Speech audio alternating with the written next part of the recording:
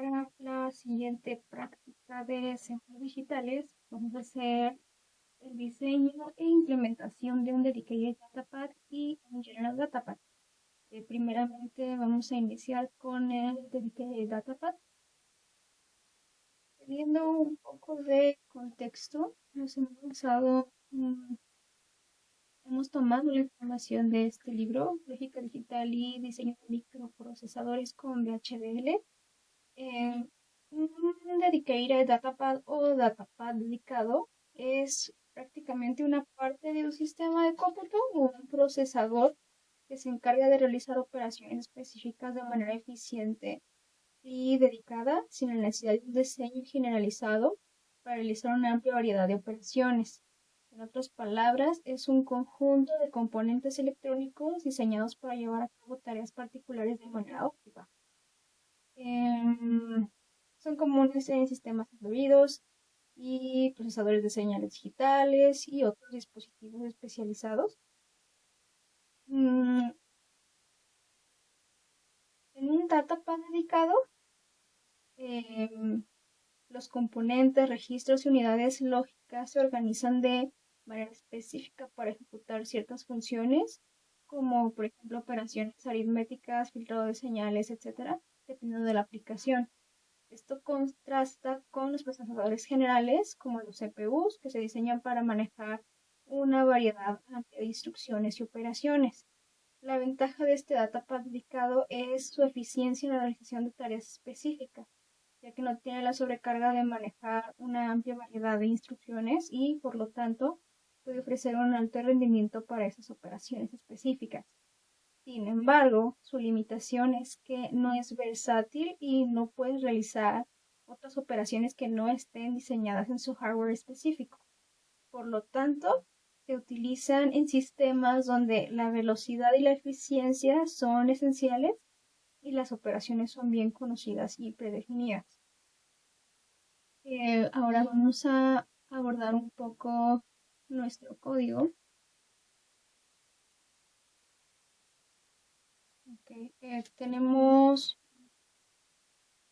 Vamos a hacer operaciones aritméticas.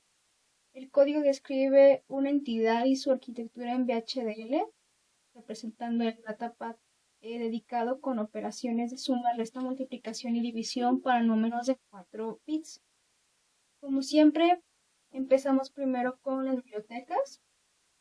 Después tenemos la entidad con una serie de puertos de entrada y salida que representan la interfaz de este datapad. Después empezamos con la arquitectura. Empezamos definiendo la arquitectura behavioral para la entidad Dedicated Datapad. Esta arquitectura contiene componentes para realizar la operación de suma, resta, multiplicación y división, así como señales para almacenar resultados y operar con el reloj. En los componentes definimos el sumador, el restador, el divisor para poder hacer nuestras operaciones aritméticas. También tenemos las señales que se van a utilizar para almacenar resultados y trabajar con el reloj. Después tenemos nuestro proceso de reloj para controlar la lógica del reloj. Se incrementa clock T en cada flanco ascendente del reloj de 50 MHz. Si clear está en bajo, o sea, en 0, y si clear está en alto, se restablece clock T, el reloj temporal. Después tenemos un proceso de escritura. Este proceso se encarga de cargar los valores de entrada A y B en las señales en result 0 y en result 1 cuando nload es alto. Después tenemos el proceso de operaciones, donde pues se realizan estas operaciones utilizando los componentes y tenemos después nuestro proceso de lectura de los resultados, que dependiendo del valor del multiplexor se va a seleccionar el resultado de una de las operaciones y se va a cargar en los puertos de salida port A1 y port A2. Los valores de port A2 representan el acarreo de salida de la suma, que es 0001, y si hay acarreo, esto si hay acarreo, perdón, y si no hay acarreo todo va a ser 0. Entonces, en resumen, este código define un datapad que puede realizar operaciones en números de 4 bits. Los resultados de estas operaciones se van a almacenar en las salidas port A1 y port A2, dependiendo de la selección hecha en el multiplexor, y se controlan a través de las señales y relojes especificados en el código. Sabido esto, vamos a pasar a ver cómo funciona, pero hay que explicar un poquito cómo sería un diagrama del datapad. Los componentes suma, resta y multiplicación representan pues, nuestras operaciones respectivamente, y los resultados de esas operaciones se van a enviar a EndResult para su posterior procesamiento. El componente del multiplexor va a permitir seleccionar qué operación se va a realizar y cuándo el resultado se va a enviar a la salida. Los valores de A y B se proporcionan en los puertos port A-in y port B-in. Después, los resultados finales de las operaciones se van a enviar a través de port A1 out y port A2 out. ¿Okay? Entonces, sabido esto, vamos a hacer un ejemplo rápido para poder hacer el siguiente datapad. Aquí yo tengo mi circuito. Tenemos nuestro FPGA y utilizamos un dip switch aparte porque nos hicieron falta para acá.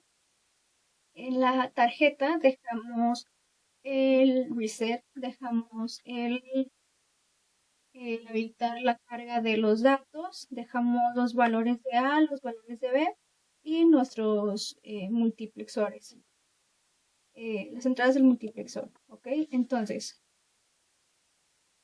en este LED estamos viendo cómo funciona el reloj.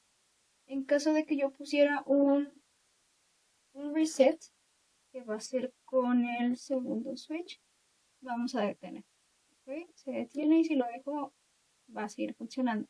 El primer switch de este lado, de acá, vamos a utilizarlo para habilitar la carga de los datos.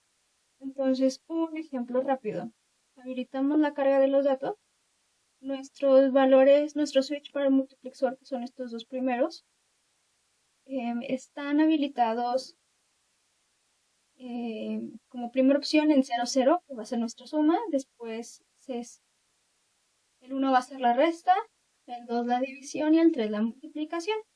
Vamos a hacer una suma rápida. Entonces estos son nuestros multiplexores.